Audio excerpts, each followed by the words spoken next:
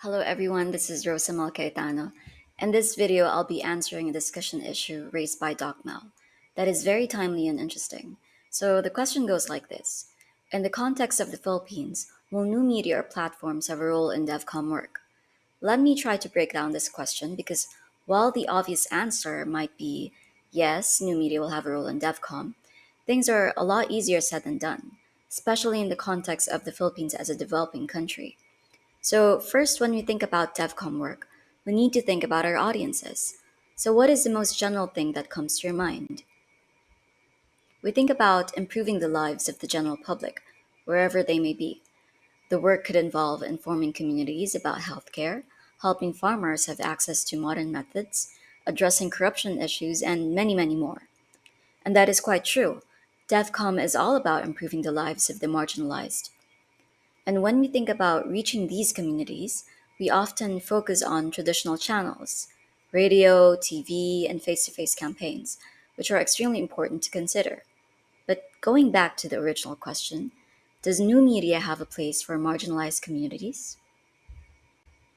So, my personal answer is yes, but it might take a few more years for it to be fully integrated and accessible to everyone. So, based on my research, let me give you my four reasons why I think this is the case for our country.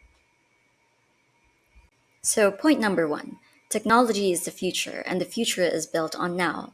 According to a research study done by McKinsey, a global research and consultant firm, they believe that technology is no longer just a luxury, it is an essential part of communication. With smartphones, affordable internet, and digital platforms becoming more accessible, new media provides ways to reach and engage with communities. For example, podcasts allow experts to share knowledge in a conversational way.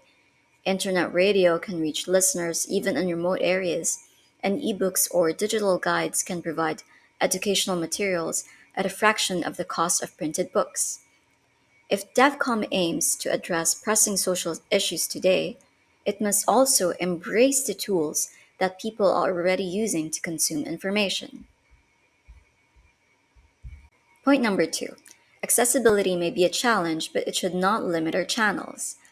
It's true, not everyone in the Philippines has reliable internet or access to modern devices, but this should not prevent us from exploring digital platforms as part of a broader communication strategy.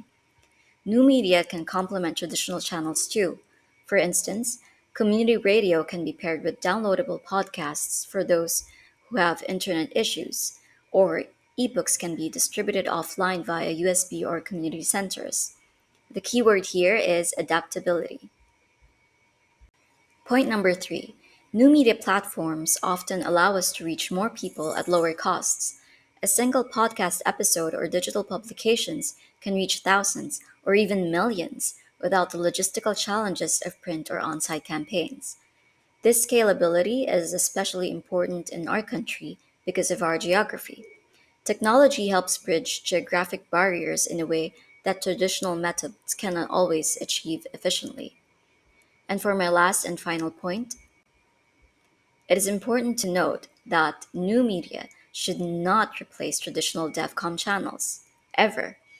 Instead, it should enhance and complement them. For instance, a community health program could use face to face workshops, radio broadcasts, and podcast series all together. This multi channel approach ensures that the message reaches diverse audiences, from rural communities to urban youth who primarily consume content online. So, to summarize, new media absolutely have a role in DevCom in the Philippines. As development communicators, I believe that our task is to embrace these modern tools while being mindful of accessibility and inclusivity. We almost have a responsibility to our audiences to educate them in how the current world is adapting to new media platforms. By combining technology with traditional methods, we can build a DevCom approach that is both modern and effective, ensuring that no community is left behind.